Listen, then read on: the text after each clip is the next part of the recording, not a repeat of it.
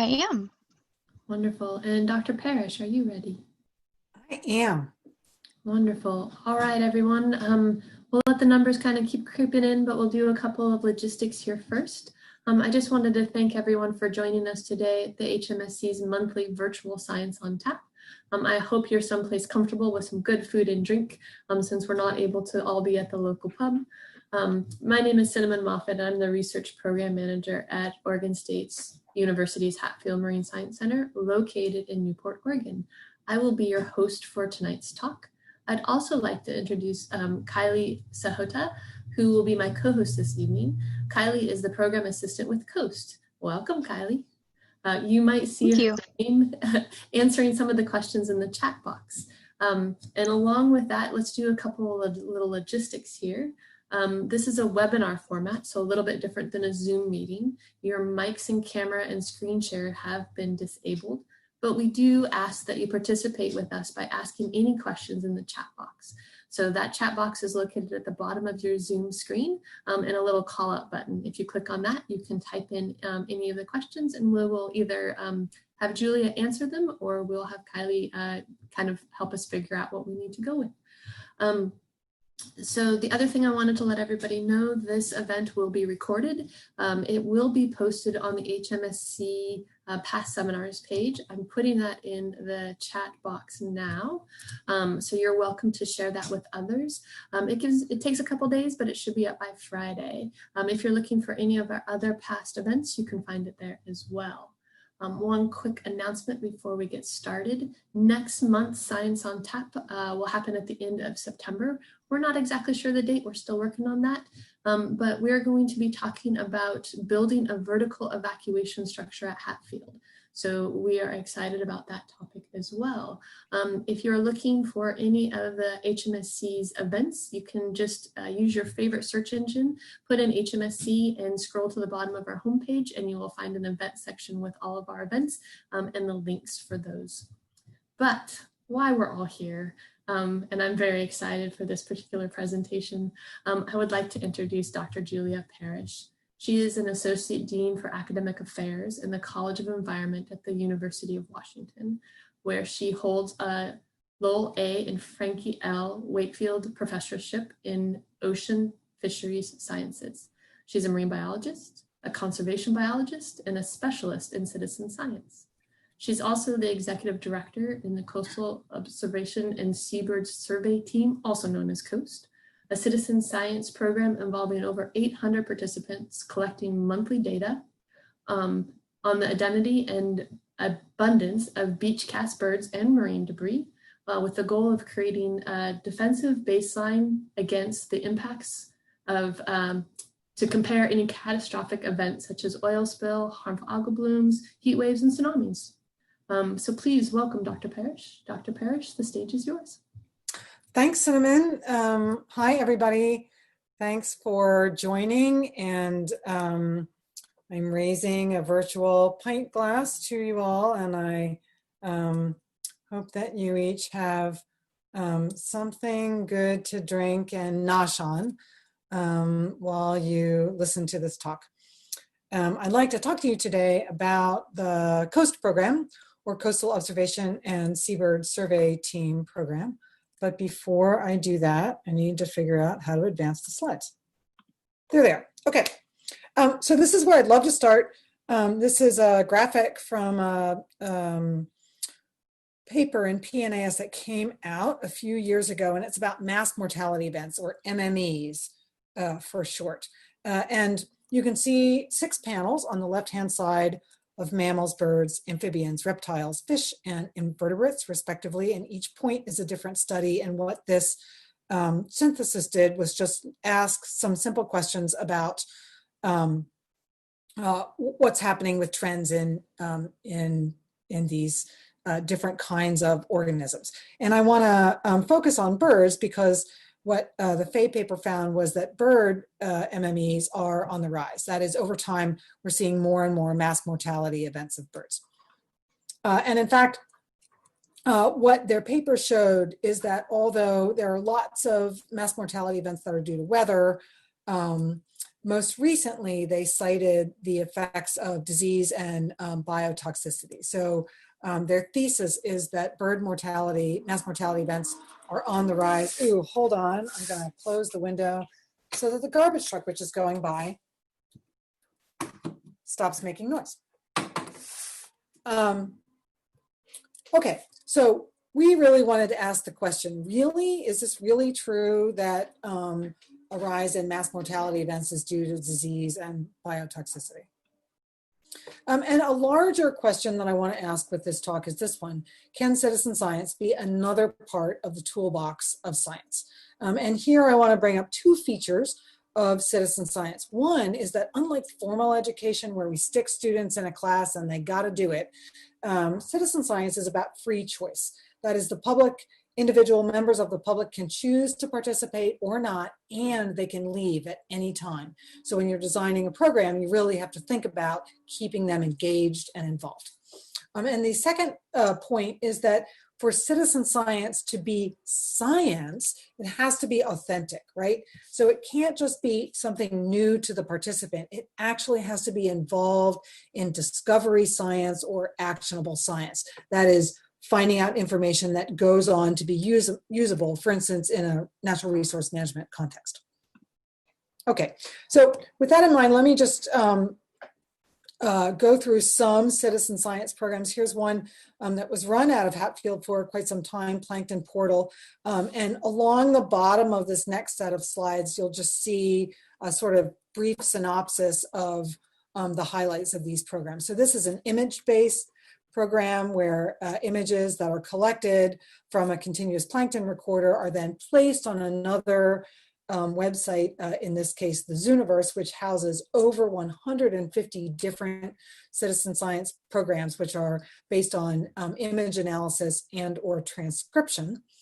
And here in Plankton Portal, there's a really simple tutorial so you can tell the difference between ctenophore and a copepod, and people can get in there and look at images and identify the things within them. And super cool because multiple people can do each image so that you can then set up an algorithm or a voting algorithm to find the truth. So here's another really wonderful crowdsourcing program. This is the Waldell seal count. This is a camera trapping program. So this is really common, a little bit like the CPR program, but here there are cameras that are set up and again, uploaded to the Zooniverse. And they are looking for not only counts of mother pup pairs, but a little bit of behavior as well. Here is one of my faves. This is a really great marine science sit-side program, SmartFin. And SmartFin is literally a technology all housed within an additional fin that surfers put on the bottom of their board. And this one, for instance, you can see collects a temperature trace. And in fact, you can tell that the SmartFin, the black points are really, really good at tracing the temperature from a buoy in that area. So they're used to do fine scale ground truthing. This is a citizen science program about collecting organisms, in this case, mussels, Mussel Watch. So NOAA has a variety of these kinds of programs, Mussel Watch, Oyster Watch. And this is great because in these programs, we're actually getting really local information, in this case, on toxins, like harmful algal blooms or oil or other contaminants. This is one of my favorites, the Reef Environmental Education Foundation, or Reef for short. This is a worldwide program involving divers. So you got to dive. So there's a bit of a buy-in here, right? That is, you have to have the gear to do it. And Reef will teach you and run you through a set of tests on reef or other kinds of fish, and now invertebrate identification, and you're basically making an underwater checklist. So just like eBird does birds, Reef does fish, and all that data then come together and can be used for all sorts of things. For instance, range extensions and even occasionally new species. This is a citizen science, marine citizen science program that is actually focused on an issue, in this case, invasive species. This is a program in Greater Puget Sound that is run by the Washington Sea Grant Program, and it's focused on European green crab. And so what's really interesting about this program is it actually started with a whole bunch of zero. So I love this program because it started with a really high bar, that is keep people involved, even though month after month they trap no green crabs at all, which is a good thing, right? And so they had to develop the program about other crabs to do this. So this is my program, the COAST program. And basically in COAST, we are training people to do COAST in their communities. So we're going out to them, about 90 different coastal communities, and they are doing monthly standardized effort control surveys, mainly of beach birds, and I'll get to that in a minute. And then we independently verify their identification with an expert look at the data independent of their verification, right? So those two have to match. And we use that to create real-time and long-term baselines. And I'll go into some of the science stories in a minute on that. So just hoping that there are a few grad students in the audience here, and just a bit of a step aside to say that, one, citizen science really can influence resource management. It can be actionable. It can even influence policy. And I point this out. This is a paper that you can see on the left-hand side of your screen that was in Biological Conservation a few years ago. Almost all of the authors are, or were at the time, graduate students, all working together on a meta-analysis that looked at what science had described, what citizen science did, and versus what scientists did. And there's a graph, an outtake from that paper on the upper right. And in the middle, you can see the first page of a memo by the previous administration's science advisor, John Holdren. And this was the first memo that basically said, hey, federal agencies, you got to do citizen science. And on the front page of the memo was the outtake from this paper. So these students, while they were still graduate students, actually had a direct impact on policy, national policy regarding citizen science. I mean, how great is that? So I really want to focus in on the COAST program. I've told you about a whole bunch of different marine citizen science programs. They do all sorts of different things. And that's one of the main points, right? That there are all sorts of ways that you can get people involved in science through citizen science. So I'm going to focus most of the rest of this talk on one, the one that I do, the COAST program, Coastal Observation and Seabird Survey Team. So in COAST, we do standardized searches of beaches, so set start, set turnaround point, and they're repeated monthly, and they're effort controlled. So we search the entire beach just once, that is once per survey, and people are out there collecting verifiable data on beach cast birds. You guessed it, the dead bird in this photograph. Extra points in the chat if you know the species of this bird and thus where that photograph might have been taken. Okay, so COAST Beach Bird Stats is 20 years old. We currently have about 460 sites from Mendocino in California on up to Kotzebue in Alaska. We focus on about 90 different coastal communities, places that we return to on a regular basis every 2 to 3 years to do more trainings, to do in-person talks.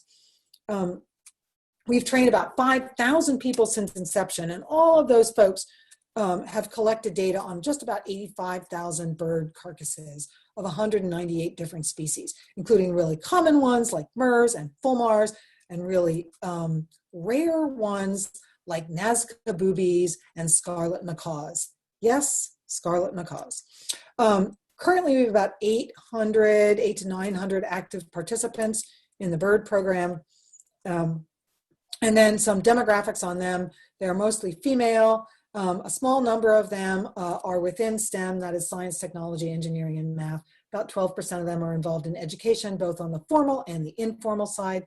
A good third of them are retired, and the average age shows you that is 51, although the range is really broad, 7 to 50 or to 87.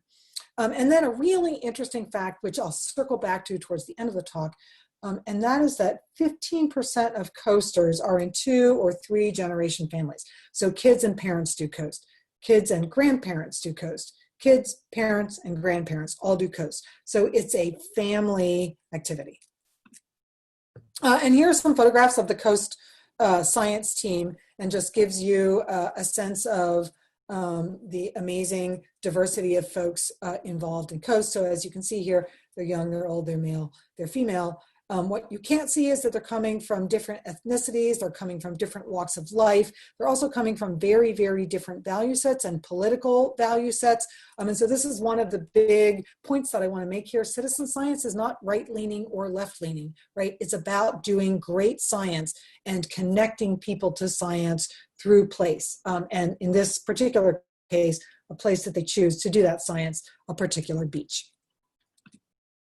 Okay, so what's it mean to do coast? I'm going to just pass lightly over our marine debris program. So if you sign up to participate in our marine debris program, which is concentrated in along the outer coast of Oregon and Washington, and then inside waters of Washington, you're going to sample a beach. And in fact, we have 3 different sampling protocols, one for large debris, one for medium debris, and one for small debris. So it's a little like Goldilocks and the 3 Bears in that respect.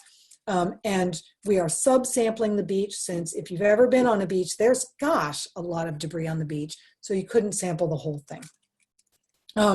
So that debris is collected and then taken to a safe location, out of the wind, often out of the rain, where you can characterize and photograph that debris. And those data go not only to show us the loads of debris on beaches, but we actually translate those debris into various categories that are differentially harmful to wildlife. So we can, for instance, map the beaches of high harm to pinnipeds versus high harm to albatross. Coast Beach Birds is our longest running program. That's our 20-year-old program. And participating in Beach Birds is much the same. You are surveying your beach in much the same way. There's a set start point and turnaround point, but you are looking through that entire area of beach from start to turnaround, from the water's edge to the living vegetation. And you are looking for beach cast marine birds, literally ones that have washed in on the tide. When you find them, you will, as the people are in this picture, drop to your knees, snap on gloves, open your book, which is a field guide to dead birds, and take basic data that enables you to figure out what the bird is. What are those data? You'll identify the foot type. You can see that in the top right picture. You'll take 3 measurements of the bill, of the wing, of the foot, and you'll take 2 photographs, a belly shot that you can see here and a back shot of the bird. So what do we do with all those data? The first thing we do, and really the most important thing that we do, is we create a baseline, and you're looking at it here. So this is a graph of the northern outer coast of Oregon, so including you all. And the dark line there is the long-term average. So that's averaged over many beaches within the north coast of Oregon and also across many years of coast. The yellow wash is a variance signature here, the 95% confidence interval. And the gray bars show you what actually happened in a particular year. This particular year that I'm showing you is 2010 through 2011. And you can see that the baseline has 3 humps to it. The first hump in August is a post-breeding hump where exhausted parents and inept kids die and wash ashore. The second hump is a winter kill peak where migrants to the system come in, they're exhausted, and they'll die if there are winter storms. And the third, very small peak in February through April is the spring migration. So you can see here in 2010 to 2011, the winter kill signal was high, in fact, much higher than the long time average. And the post-breeding peak was not there at all. So I can stretch this out over several years and you'll see the baseline repeated and it'll look a little bit like an EKG or a heartbeat graph. So you can see that here with the baseline repeating and all of those gray bars showing you what happened in all of those years. And not surprisingly, the gray bars follow more or less the baseline. That makes sense because the baseline is made from the gray bars. So here is what baseline or long-term monitoring looks like. But we can also use this to assess untoward events. And that's that red circle is just that 2010-2011 year that you're seeing large to your left on the screen. Okay, so here if I stretch that same baseline out to a few more years, you can see two red bars. That's a catastrophic signal or way above normal. And we use a set of statistical routines to assign what is actually outside of normal and then color it red.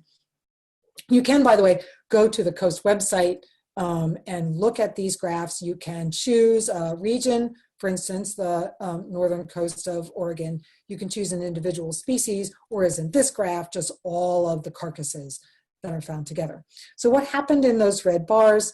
That was a catastrophic mortality event or a mass mortality event, an MME, where I started this talk of one particular species. This one, the Cassin's auklet, shown in life on the left. And you can see it's a little bird about the size of my fist. And it has a pretty cute little light eyebrow, which always looks to me like it's sort of quizzically asking a question. And then on the right side, you can see a photograph from a coaster that had just gone out and in fact found a huge number of Cassin's auklets on the beach. So many that she couldn't do individual photographs. The tide was coming in and had to photograph them en masse. So what happened in this particular event? This was the first mass mortality event that we saw as a result of the blob, otherwise known as the Northeast Pacific marine heat wave. And the blob in this case did two things, and they're both really important in this event. So if you follow the top arrows, basically it created a new habitat pushing northern species farther to the north, and that resulted in place along the west coast in a diminution, so a smalling down of prey, both krill and copepods, and a shift of species. Both of those things made the larger zooplankton that seabirds like Cassin's auklets eat smaller. So it upped the amount of energy that Cassins had to use to forage and brought them closer to extinction. The other thing that the blob did was create a very narrow window of colder than normal water, that is seasonally upwelled water along the coast during the summer. And you can see that by following the bottom arrow. So the blue in that colorized photograph of sea surface temperature anomaly shows that's where the good habitat with the good prey was. And as a consequence of that, the entire world's population of Cassin's auklets, which nests in the Pacific Northwest, dispersed down mainly into that very narrow strip of water, about 150 kilometers wide, along the west coast. Unfortunately, once seasonal upwelling was over at the turn of the fall transition, that blob came ashore and many of those Cassins starved, right? So because they were very close to shore, the chance that their bodies, small as they are, would wash in was very much higher. So it not only changed what the live birds did by changing the prey base, but it changed the probability that dead birds would wash ashore because they died very close to shore. So both biotic and abiotic pathways are important in this story. So if we look at the story in a little more detail, here you're looking at, on the y-axis, the encounter rate. This is a partial residual here, but you can just think of it as encounter rate. Each dot is a different year. And so if you include 2014, that's that untoward year, which is in red. There are two things that forced Cassin's auklet mortality. One was bad food, which we proxied with Bill Peterson's amazing long-term copepod database. And so the bad food are those southern copepods, those smaller ones that came into the system. Also bad habitat, which we look at as the amount of the dispersal habitat of Cassins that's warmer than normal. But, and here's a cool thing, even if you take 2014 out of the relationship, you still get a relationship. So basically there's environmental forcing, there's bottom-up forcing of Cassin's auklet mortality and thus their chance of washing ashore, even when we don't have mass mortality events, which is really cool because it suggests that there's a really lovely signal in the beach bird data set that can tell us about what's going on in the system. So there's a bit of a shift here when we take out the 2014 point. We still get the bad food signal, but now we get storms and big waves. That is, storminess also plays a role in Cassin's auklet mortality. So I've just told you one story, really short, the Cassin's auklet story, and that came out in Geophysical Research Letters. But we do lots of science on lots of different mass mortality events. So here are two others that I'll just mention. An incredible mortality event of common MERS that was centered in the Gulf of Alaska, but radiated down into the lower 48 and then leaped over the Alaska Peninsula and the Aleutian Islands into the Bering Sea. And we estimate, little back of the envelope calculation, admittedly here, upwards of 1 million MERS were killed in that event. Then there was a much smaller event in the next year of tufted puffins in the Pribilof Islands. So you can see orders of magnitude fewer birds washed up. So our estimated mortality is less than 8,000 birds. However, that number, 8,000, is more than the entire nesting population of the Pribilof Islands. So locally, a really, really serious event with serious natural resource consequences. So you can put all of the mass mortality events that we've seen together in 4 railroad track plots, which you see here. So the railroad track is just a timeline starting in 2000 in the Northern California current and running through to 2020. And each dot here, each circle, is a mortality event. They're scaled to each other, so the larger the circle, the more birds died. And they are colored according to the type of birds, which you can see arrayed on the bottom of the graph. And so what you can see here is that we've seen mass mortality events all along, but they have become more frequent and more numerous since 2014.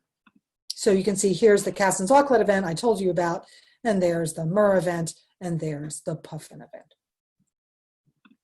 Okay, now why did they change after 2014? This is a trace of sea surface temperature anomaly, and each stripe is a different section of coast from the central California coast, the lowest line, to the northern Bering and Chukchi Sea, the top line. And the way that you read these is, if there's a gold stripe, it's warmer than normal. If there's a red stripe, it's 1 degree centigrade warmer than normal. And if there's a dark red stripe, it's over 2 degrees centigrade warmer than normal. And what you can see here is there are different stanzas of warm and cool. Cool is not shown here, so I'm only showing you the warm side. You can also see that towards the north, when you get up into the Chukchi, there's been a signal of warmth that's persisted for well over 2 decades. So that when people in the northern climes in the Arctic are saying it's warming and it's been warming here for a while, here's the trace of it. They're actually not lying. But there's a lot of other things that you can see here. One is the imposition of the North Pacific Marine Heat Wave, or the blob, towards the end of 2013 into 2014. So basically the whole ocean got stuck on warm here. But you can also see a weak El Nino event on the backside of the heat wave in 2017. And you can also see a flip in the Bering Sea to a warm stanza and the loss of Arctic ice, which is a signal that persists strongly to this day. So 3 different sources of warming interacting in space and time to really change incredibly broad swaths of the marine ecosystem.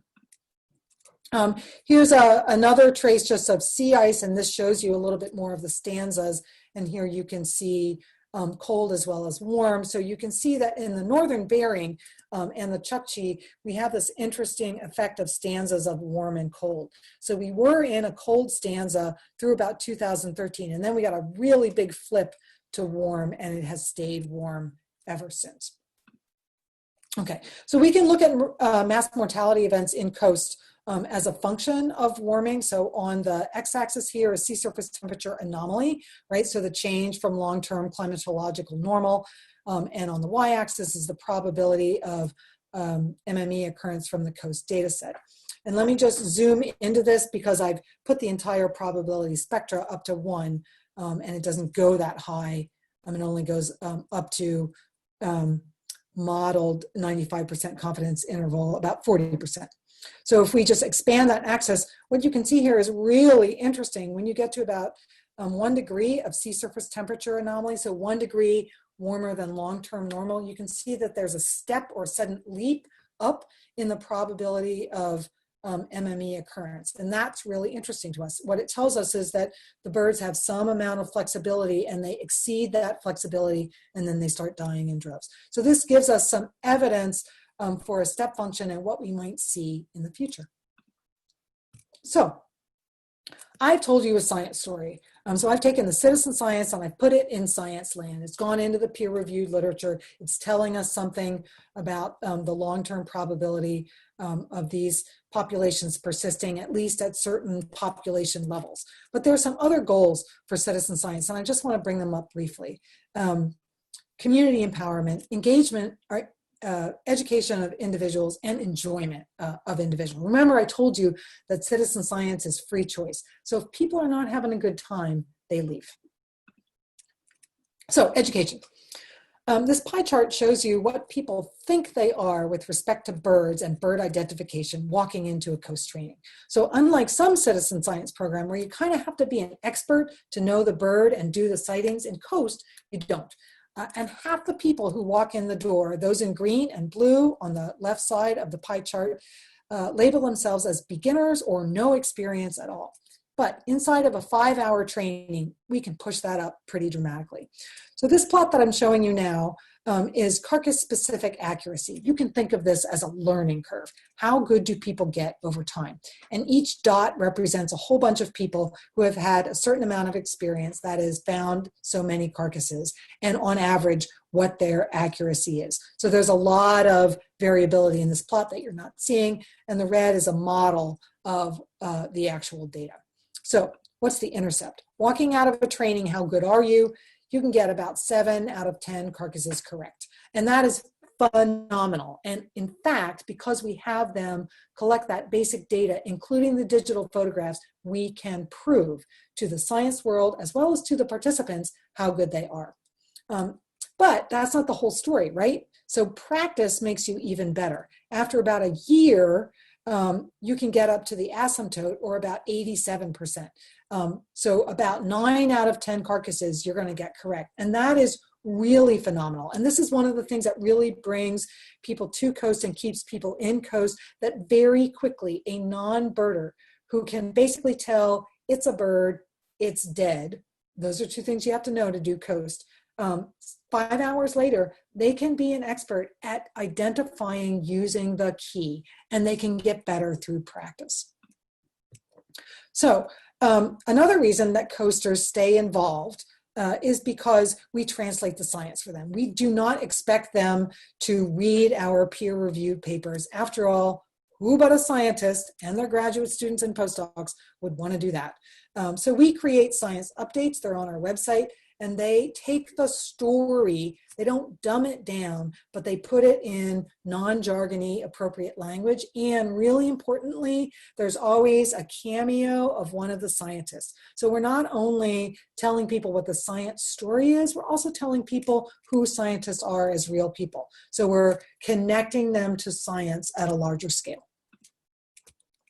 So there are some other things that have gone on in coast that are more about community empowerment. What you're looking at now is a map of data that coast has collected. So it's not only coast data, it's data coming from many communities and from other programs. It's long-term baseline monitoring data like coast does, but it's also opportunistic data. So in places at the edge of coast's geographic reach, particularly up north, we work with communities, and in fact, we invented a new program called Die-Off Alert that is used in many of the Alaskan communities. And that's the only way we're getting some information about the mass mortality events to the north.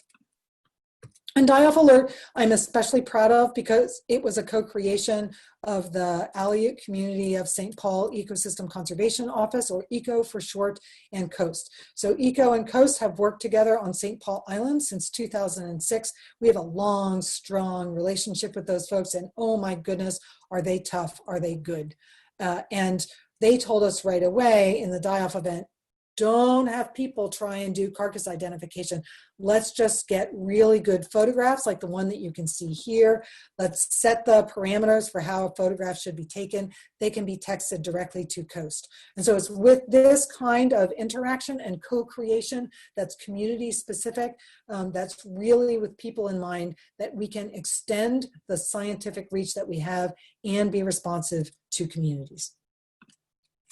So Coast Social. I've told you a little bit about education and empowerment, community empowerment. Now I want to tell you about Coast in the social environment. So this is a kind of cool graph. Each person is a circle, and the circles stack on top of each other. So when they get really intense, you can tell that there are a lot of people literally stacked on top of each other in this graphic. So on the y-axis, you can see the average number of partners. So when you go out on a Coast survey, who do you go with? Do you go with one person? Do you go with 5 people? Do you go with nobody at all? So that big intense dot in the lower left corner at 0, 0 is people who only go out by themselves. They never have a partner. On the x-axis is the cumulative number of partners that you've had over time. And you might guess that if you persist in Coast for a long while, you might change partners over time. And that to some degree is true. And so you can see that we've carved up space here. So those people who have a mean number of partners per survey of less than half means that most of the time they're going out by themselves. We call that box loners. And then look, there's a big, big, strong ridge at pairs. So you only ever go out with one person at a time, but you change partners over time. So if you persist, you might have upwards of 4 or 5 different unique partners. But look at those folks out that we've colored red. Right? So those are people that are not necessarily going out with so many people at one time, but over time, they bring in an incredible number of people, 20, 30, 40, 50, 60, even 70 different partners over time. So these are the uber social nexus people in Coast. And we got really interested in those people, and so we did a social network analysis, and you can see some of the results here. So you can see all the really small networks of people. Each person is a different colored dot, and the color tells you something about the year that they joined. And you can see that the year coloration is in the bottom right. So there are lots and lots of people that are in triads. A link between 2 people in this network means that they've gone out on a survey together. And if the link is really strong, a big thick line, it means they've done a lot of surveys together. And in fact, if the dot is really large, it means that person has done a lot of surveys. So big dots connected by a thick line means those 2 people have done a lot together. So you can see here that there are some larger networks here, including one that's upwards of 500 different people. I'm going to make that really big here. You can see our largest network. So if you just look at the coasters who have been active for a year or more, there are 506 different ones in this one network alone. But if you connect them to everybody they ever brought with them, even once, there are 949 people in this one network, proving to us that Coast is a really, really social program. So we didn't think about science as social, but in fact, these people come for enjoyment. So they are interested in science, they want education, they want to learn about science, they want to participate in science, but they also want to come with their friends and their family, and they want to have a good time. In fact, when we try and figure out who they are and ask them why are they active in Coast, if you look at this graphic, on the left-hand side are abstractions of what people say as new coasters, and to the right of the line are what they say a year later as seasoned coasters. So this is just a mirror plot. And on the top, you can see them name things that they care about. And you can see that going to the beach and birds are things they really care about. And on the bottom, you can see actions, how they want to orient towards those objects. For instance, I want to be outdoors on the beach, right? I want to help contribute to science. So here's a quote from a new coaster. I want to learn more about local birds and interact with the coastal environment. That's a common quote. And the strongest pairing here, in fact, is between beach and be outdoors and birds and learn.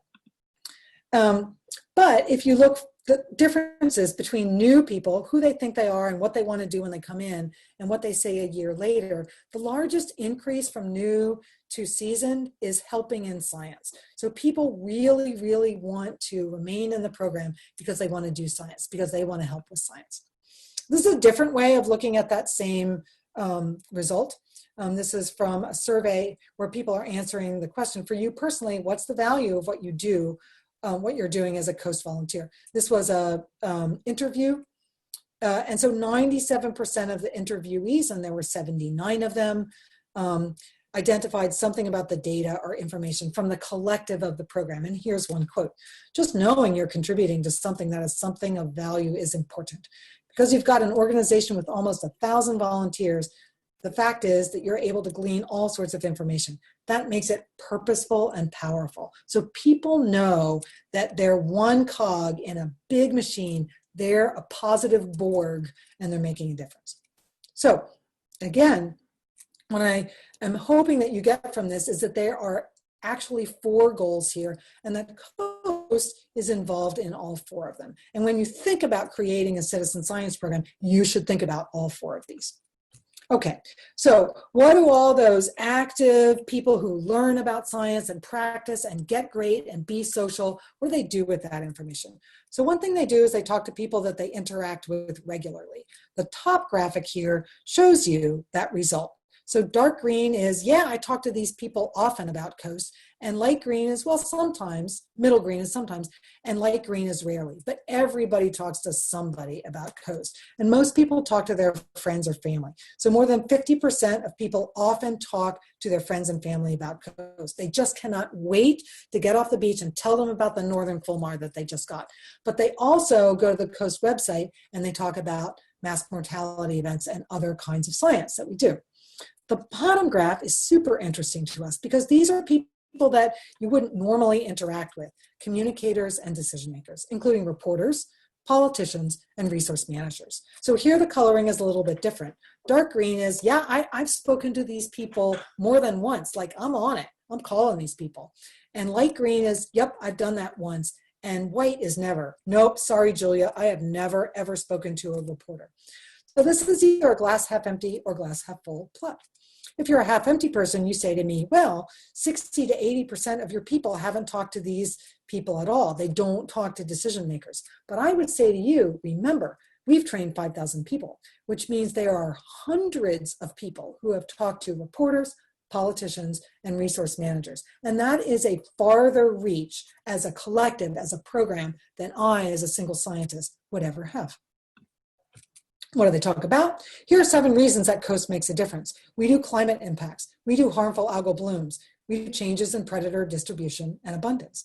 We tackle fishery bycatch and fishery competition. We document disease outbreaks. We have a marine debris program looking at plastics ingestion and entanglement. And on the larger scale, we document habitat change, including changes in population carrying capacity throughout the Northeast Pacific. So, here's my theory of change for citizen science. And in the top left, you can see where we start. Scientists conceive of a project. That's where we start with all science. And what I am saying to you in this very simple diagram is, if scientists think of something to do, rarely do we end up in the box on the right, a quantifiable positive effect in population, biodiversity, or habitat. That is to say, doing mainstream science all by itself rarely saves the world. So here's a different way of looking at that. Now there are a lot more boxes, but you'll note that we start in the top left with scientists conceive of a project, and then we end up over in the right with that same box, saving the world. But now there are a lot more ways to get there. And let me just illustrate some of those ways by coloring in the boxes. Here's the science pathway. Scientists conceive of a project, they do it, they train people, they collect the data, they publish the data. That's it, right? World not saved. Here's the resource management pathway. If you add in resource managers, they're asking you to do other things way back at the top. And in fact, they're also taking your data before and after you're publishing it. They may release it in reports, and that may go into increases in enforcement or even pushing decision makers for change. Possibility of saving the world. Here's the media pathway. It's another way to save the world. In fact, if you get the media involved, they interview all kinds of people. They interview me, they interview the resource managers, they interview the people collecting the data. The stories can be picked up locally to the left or nationally to the right. And all of that media attention can often push decision makers to make a change that they wouldn't otherwise do, even if the resource managers were asking for it. But here's the final pathway that I think is really important, and this involves people directly. So I have been called up by several governors' offices and asked to come in and talk to staffers and sometimes to testify in front of a state legislature. And why? Because they all knew my science? Because they follow me as a scientist? No. Because voters in their district called them up and said, I'm a coaster and this is what I do and you should pay attention. So the voice of the public, non-expert, can have a really big effect in forcing change. So the collective public pathway can save the world. So now I just want to spend a little time on COVID-19. COVID-19 has really changed hands-on citizen science. We used to go into community about every other week. In a typical coast year, we might do somewhere 20, maybe 30 different trainings, and we do them all in person in community, and COVID has changed that. So I've already showed you this graph, and remember I talked about the loners, the people over in the lower left, the people that go out by themselves. So one of the things that we've been interested in is, since COVID-19 started, has that changed what's going on in coast? And you can see that here. This inset graphic is the percent of surveys done alone, starting in June of 2013 and running through June of 2020. And you can see here that the green dots are bouncing around 50%. So about half of coasters, beach birders, coast-wide, that is throughout the geography of our program, are doing coast surveys alone. This doesn't actually happen often on outer coast beaches, but it happens quite often in protected inside waters, not only of the Strait of Juan de Fuca and Puget Sound, but also in Southeast Alaska. But you can see, and I've colored them in orange here, these are the dots after COVID-19 broke. And you can see that the percentage of people doing coast alone has really shot up. So the impact of the impact of COVID has really changed how people do coast. And why? Quite obviously, people are afraid. People don't want to come close to other people, including their coast partners, if they don't happen to live with their coast partners, right? So there is a tendency to want to distance and do it yourself, but they still want to go out and collect the data. So there's a fight in between wanting to go out and collect the data and continue the program and wanting to be epidemiologically safe and responsible. So this is one really big impact of COVID on coast, but there's a silver lining, and I want to show you that now. So this is a coaster, Laura, and her 10-year-old grandson. And they're on a beach together, and they have a wing, and they're identifying that wing. And Laura's grandson has the field guide with him, and she is patiently going through the guide with him. That happens to be a black-legged kittiwake. They did identify it correctly, and they did it using only the wing. And there's a wing key in the guide, and that's how they did it.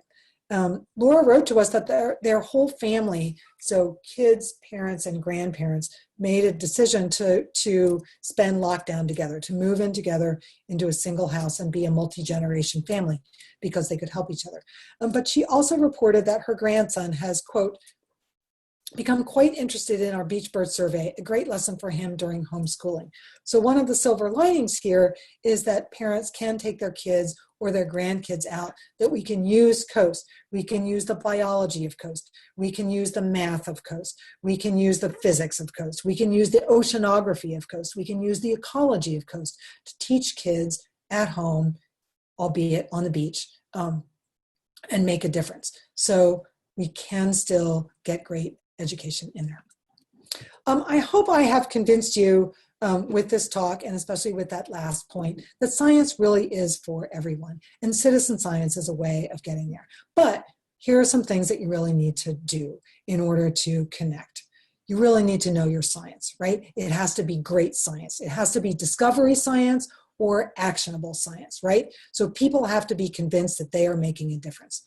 Also, you really have to know your participants. You have to know who's in your program. You have to interact with them. You have to develop trust with them, right? And then you need to use both parts to extend the other. You have to know what the limits of your participants are and not overstretch those, right? You have to give them feedback where they're weaker and make them stronger. Real people love feedback, right? And finally, you have to give those science stories back to the people, because that's what keeps them going, just as it keeps us scientists going. And I'll end here. What we found out in COAST is that science is a team sport. Scientists don't go off by themselves and do science. They have collaborators. They have technicians. They work with students and postdocs and other scientists, right? Science is a team sport. And ask yourself, who's on your team? My team has hundreds and hundreds and hundreds of dedicated people collecting my data. Thanks very much for listening to me. All right, everyone, it is your opportunity to put in any questions you might have in the chat. While we get folks set up to do that, I just had a quick question for you, Julia. Sure. You talked a little bit, just real quickly there at the end, about a silver lining with COVID, about interacting with students and kind of filling in maybe that science education we're not getting in school. I'm wondering if there's other lessons that you might have learned that you hope not to lose after, or when we move forward, or however we're going to word that, that is something that you might not have learned with COVID in place that you appreciate.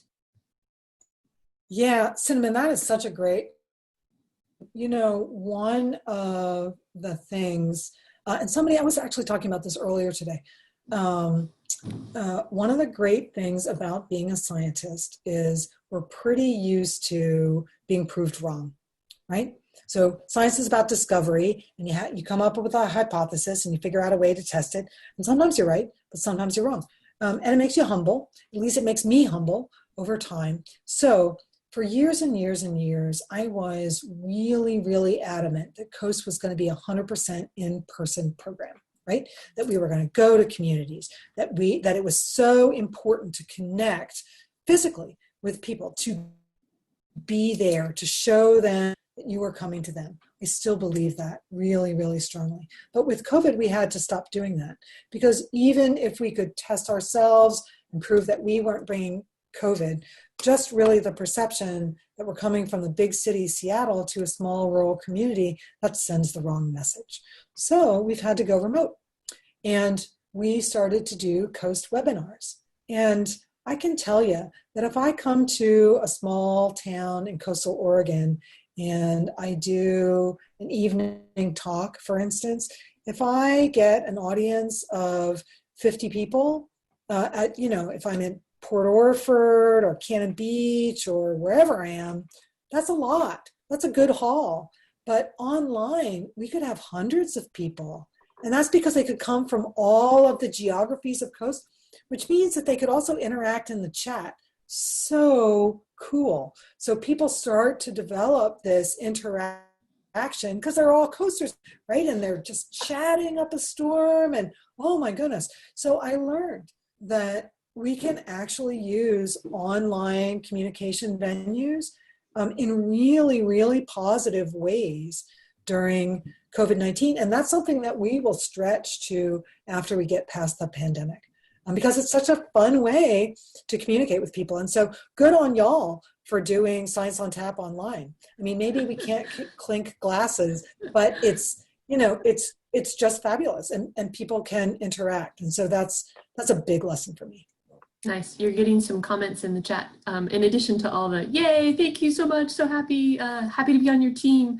But there's a good one here that just talks about the good part of COVID in COAST is that the online Zoom education has just been really great to be able to engage more often, more frequently, and in a broader range of topics that wasn't necessarily available when we were trying to do everything face-to-face. And I think at Hatfield, we're also feeling that same thing, that we're able to engage different presenters like yourself, where you might not have had time to drive to Newport and give a talk, but that is easier for our presenters, and that the folks that are participating are from a broader geographic area that are engaging in Hatfield in a new and different way than they maybe never did. Isn't that cool? I mean, I just think that is, I think that is so fun. So I'm still fierce, like I'm fierce about being in person. And there are some things that we can do really well online, and we have done a bunch of training and refreshers, and we record them just the way you're recording this program tonight, and we put them on our website. So anytime you want to go refresh, how do I do that wing measurement again? You can just go watch that video, which is cool. But I think that when you're learning something for the first time and you're really trying to figure it out, that patient one-on-one interaction, you're trying to figure it out with your partner. So that socialness of science, they're asking questions, you're trying to answer the question, and there's a trainer with you. I think it's really hard to replace that only with online stuff. But man, that blending can be really, really powerful. And I think we've learned that as an academic community as well, that there are plenty of really cool ways to do learning online. I agree. We have a question about kind of addressing what you were just talking about. How are you recruiting, and are you recruiting new volunteers to do new beach surveys? That is a fabulous question. And I can tell you that's caused me a knotted stomach and sleepless nights trying to figure that out. We went through the COVID stages. I'm sure you all have been through them. The first one is denial, as in, like, we're going to get through this, right? We're going to get through this and we'll just hold on what we were doing before, and then we'll go back to normal. You got to get through that. And you got to get to the next stage, which is embrace the technology, right? So learn all of the technologies. They're actually a bewildering number of technologies that you can use to do training, and then leap in and do it. So we're at the third one, leap in and do it. So we've been designing a Coast Online training for beach birds, and we have divided into levels. So we're actually just putting the polishing touches on the first part of that new training, level 1, which we call Coast Light. I won't reveal the logo to you. You can just imagine what it's going to be, but it's really wonderful. And so probably in a few weeks, we will be debuting that. We're going to actually try it, I think, with some of our current coasters so they can tell us where we're messing up. And then we're going to put it online. So we'll probably get in touch with you, Cinnamon, and other folks at Hatfield, so that we can also, because we're going to have to advertise online as well, right? So those advertisements are going to have to go out through Facebook groups and Twitter and other listservs and online boards. So I'm ready. We're going to do it. I'm pretty darn excited about it, and we're going to see if that works. And then the other thing that we're really thinking about is creating a Train the Trainers program for coasters who really want to get involved in helping to train some members of their community and feel they can do it in a COVID safe way, right? So can you, as a coaster, take one other person out with you on the beach?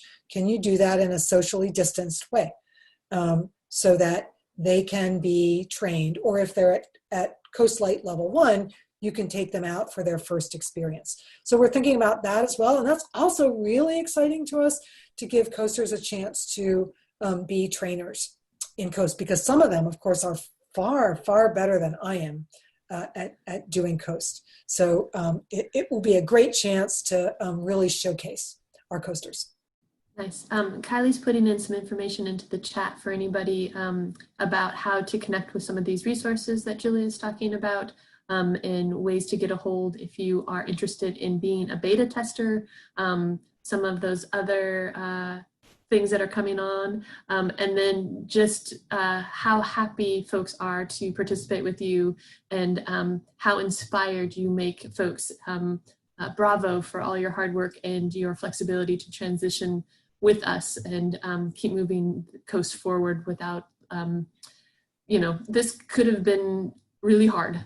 And I'm sure it has been really hard. Well, as you know, sometimes it's the old dogs, new tricks thing, right? So some of us are a little bit shy of leaping on the bandwagon. We do have a Coast Twitter account.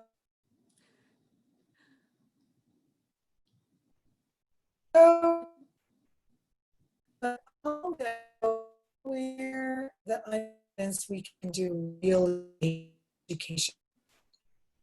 So, hold on, I'm going to turn my video off because my I was just going to say, you're getting a little jumpy. Yep. And other than internet instability, I think online can be great. Yeah. Oh, yeah. I can see that Kylie's putting, but Kylie, 2 S's, huh? Yes, my computer keeps deleting the second S. It's like, that's not how to spell coast. I know. Autocorrect is hard for my name as well, with a single N, double N issue. Yes. Okay. One last little chance. Anybody have any questions, any thoughts that you want to share with us? Giving everybody just a second. Again, Julia, we're just getting a lot of thank yous, and thank you for sharing with us, and thank you for being a part of this. Oh, that's so nice. Such an inspiration. Kudos to all your volunteers. Ooh, here's a question. I don't know if you want to tackle this one when we're at 7, but I'll throw it out there anyway. Is there a way to predict the blobs in the warm water events that we've been seeing? Oh, that's a fabulous question. You know what? There are a lot of oceanographers that are working on that question. And a particular brand of oceanographers, satellite oceanographers. So people that are using remotely sensed data from NASA, from NOAA satellites. And I know that there's a set of folks in physical oceanography at the University of Washington that just recently got a grant to look at marine heat waves and signatures of marine heat waves so that we might be able to predict. There are also folks in Tasmania that are looking at that. A lot of folks that do marine heat wave work there because, in fact, marine heat waves around Australia, and particularly in the Great Barrier Reef and then up into the Indo-West Pacific, really have plagued that part of the globe's geography for years with devastating consequences to the corals. So people are really looking for finding the trace signatures, but it's a hard thing to do. So it took us a good 20 plus years to be able to get the climatology on El Niños so that we could even have a pretty good idea 3, 4, maybe 6 months out that there was going to be an El Nino, and we're still pretty bad at predicting the magnitude of that event. So I don't know that we're really going to be able to nail that predictability, but Carly, you've hit the nail on the head. That is exactly where the oceanographic community and some of the atmospheric science community really want to go. Okay, so let's see. We're getting some questions just about this year's trends. What are we seeing for this year around temperature? Yeah, so this is really interesting. We were talking about this earlier. We had a Coast staff meeting today. Wednesday is our Coast Day. And so there are 2 things going on. There have been some hints and signals of another die-off in the northern extreme of the Coast Range. That would be the Chukchi Sea, so up there nestled against the Arctic. But that's an on again, off again signal. So we see it, we don't see it. It's here, it's not here. It's in one location, it's not everywhere. So that's, we can't tell yet what's going on there. And then we have started to see an uptick in MERS along the lower 48 coast, including in Oregon, because the phenology, the nesting phenology of MERS are such that they're finished in Oregon by now. They start fledging in June. And so the majority of that MER signal, as we were discussing today, and Kylie, leap in here if you remember more than I do, has been chicks. And that makes sense, right? So if it's been actually a good year on the colony, we expect to see a bunch of chicks washing in because there have been a lot of chicks produced, right? If it's if it's been a good breeding year, but a stressful year in the late summer, early fall, we expect to see a lot of chicks and a lot of adults. That is, there's general food stress in the environment and it's killing both chicks and adults. So right now we're seeing more chicks than adults. And so that's so far just an indication to us that it's been a good breeding year. Although there are some beaches that are returning a pretty strong adult signal. So you better bet that we're looking at that signal very, very closely, and especially as it radiates up into Washington, since a lot of the Oregon MERS are going to smear up north post-breeding. And so we'll pick them up around the Columbia River mouth, beaches on both sides, Oregon and Washington. So we'll be looking for the MERS signal over the next few weeks. So stay tuned, go to the Coast website, and you can pick up latest and greatest on. And to my fellow coasters, get out there on your surveys and help out figuring out what's going on so we get the data. Yes, please do. Wonderful. Yes. Just wanted to say thank you so much. This has been something that I've wanted to talk about a little bit, is just the changes that these citizen science programs have been going through. So thank you for giving us the opportunity to do that. Really appreciate it. For folks online, it looks like Kylie put in all sorts of information, but literally if you just use your search engine and look for Coast with both S's, it will come up and you can log on to their website and get more information. Kylie, anything else you want to add? I don't think so. Thank you so much for having us. All right, everyone online, thank you so much for joining us. We really appreciate you taking the time out of your busy schedule and staring at a screen a little bit longer and being a part of our virtual Science on Tap. Definitely invite you to watch our communications on our website for that next one in September, and hope to see you all again. Thank you so very much, and we'll see you next time. Thank you, Julia. Thank you, Kylie. Thanks, Cinnamon. Thanks, Kylie. Thank you. You're welcome. Thanks, everybody. Cheers to everybody. Have a good drink. Click. All right, everyone. I'm going to end the meeting. Thank you so much.